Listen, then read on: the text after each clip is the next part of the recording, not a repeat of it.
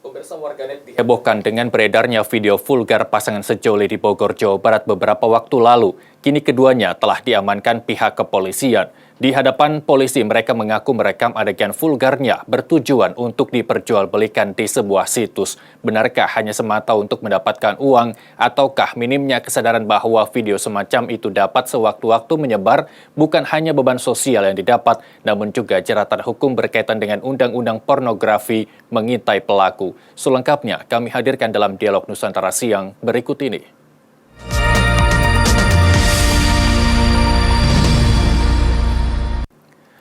Telah bergabung bersama kami melalui sambungan telepon Devi Rahmawati, pengamat sosial, pengajar sekaligus peneliti program vokasi Humas Universitas Indonesia. Halo, selamat siang Mbak Devi.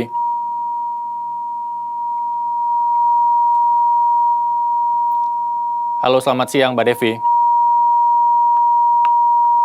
Ya, kami masih akan mencoba menghubungi Mbak Devi, pengamat sosial, terkait dengan topik kita pada siang hari ini, terkait juga dengan maraknya jual beli video porno dari sebuah situs yang saat ini tengah marak di jagat dunia maya, dan juga beberapa pengguna di Indonesia juga sudah membuat akun tersebut memudahkan masyarakat Indonesia untuk mengakses video ataupun gambar yang berbayar yang diidentikan dengan gambar vulgar atau berkaitan dengan pornografi.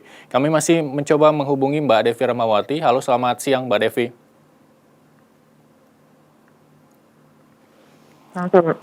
Ya, halo, selamat siang Mbak Devi.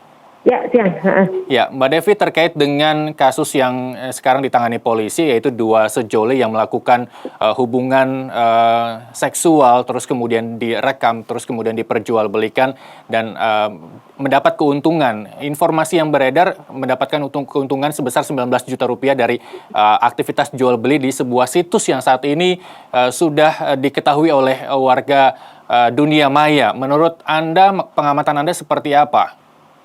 Ya, sebenarnya sejak kalau bicara tren global 5 hingga 10 tahun lalu, bahkan sebelum pandemi, sebuah proses migrasi dari prostitusi di jalanan ke prostitusi di dunia digital itu sudah terjadi.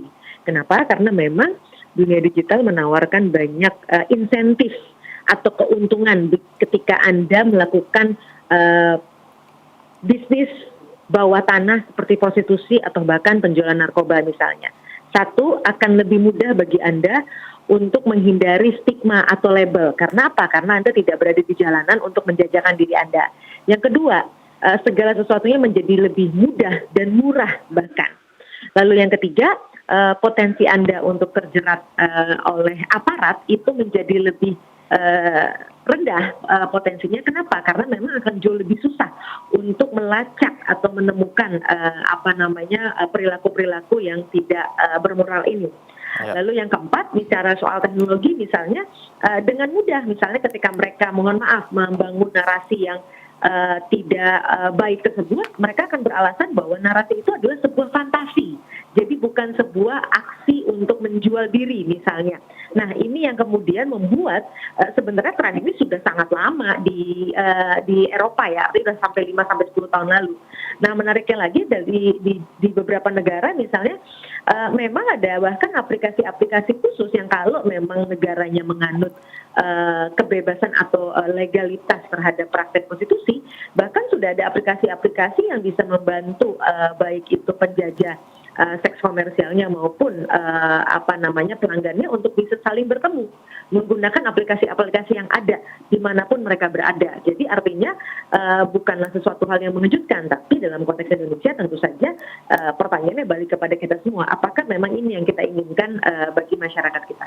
Baik, kita tidak bisa mengelak bahwa perkembangan teknologi informasi berkembang setiap saat, bahkan setiap detik, begitu Mbak Devi ya.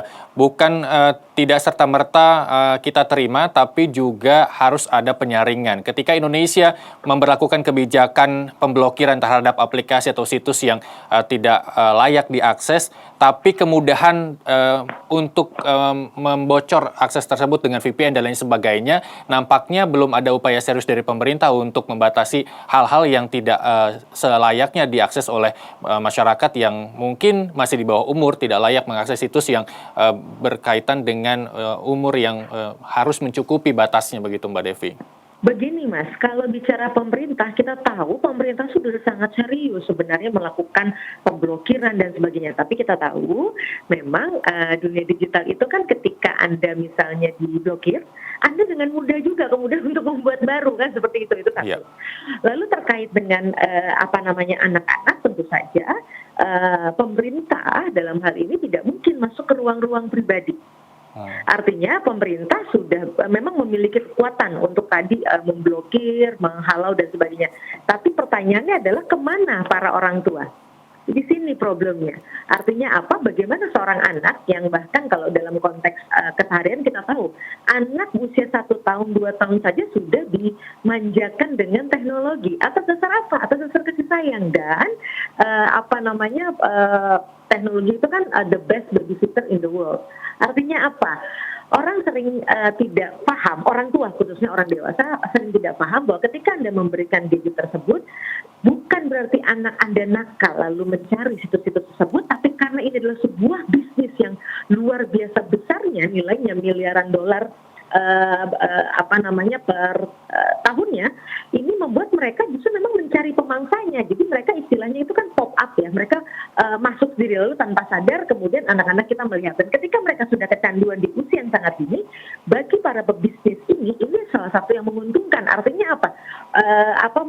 Masa kecanduan mereka kan akan sangat panjang, dan makanya ada uang yang harus dikeluarkan. Jadi memang situs-situs ini juga tidak kemudian free. Yang free itu adalah ketika mereka sengaja menggoda dengan menayangkan atau istilahnya kan teaser teasing, menggoda gitu dengan menayangkan sedikit-sedikit, kemudian orang jadi penasaran, pengen lihat dan sebagainya gitu ya. Jadi artinya tentu saja kan pemerintah tidak bisa membuat aturan bahwa orang tua tidak boleh memberikan handphone pada anaknya gitu misalnya kan, atau mengambil handphone dari semua rumah, kan tidak mungkin gitu ya. Jadi artinya tanggung jawab masyarakat, saya selalu bilang gadget ini adalah madu dan racun.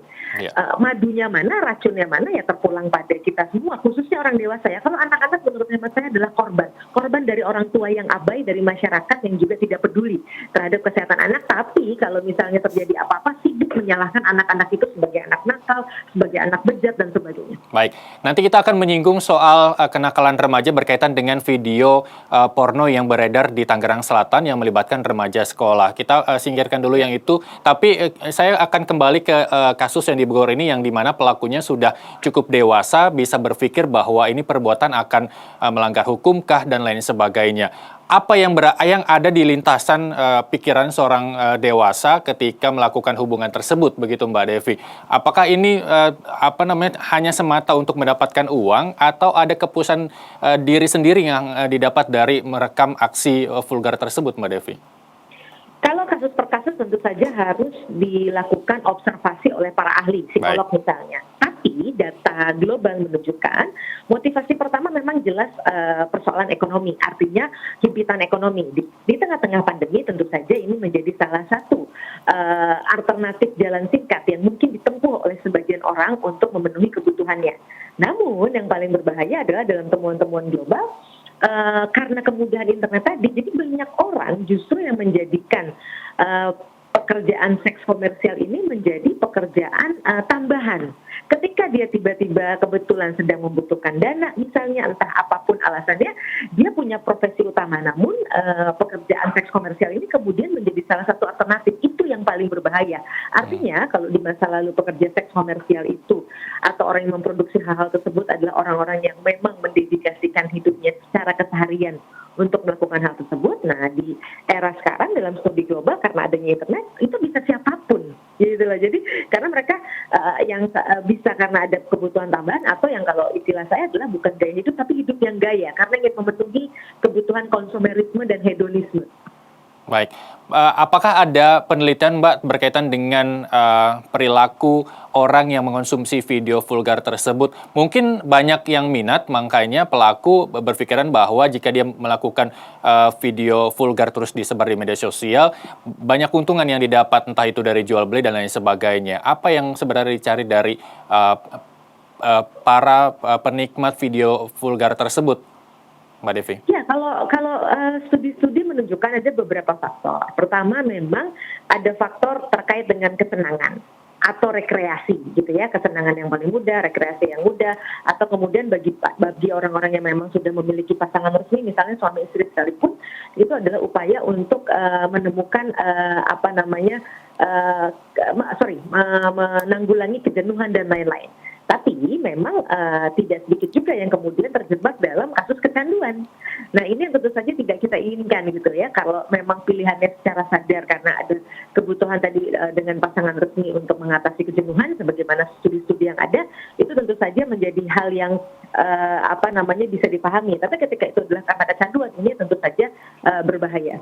Baik, berkaitan dengan video yang beredar di Tangerang Selatan, mungkin Mbak Devi sudah mengetahui yang melibatkan remaja sekolah menengah atas. Apakah ini bukti bahwa pendidikan seks anak kurang dari orang tua sehingga mereka mencari materi ataupun pengetahuan lewat internet yang justru malah tersesat dengan video banyaknya beredar pendidikan seks yang bukan peruntukan di usianya? Mbak Devi, Anda bagaimana menanggapi ini? Tapi jangan dijawab dulu karena kita harus break sejenak, pemirsa Nusantara Siang akan kembali usai jeda.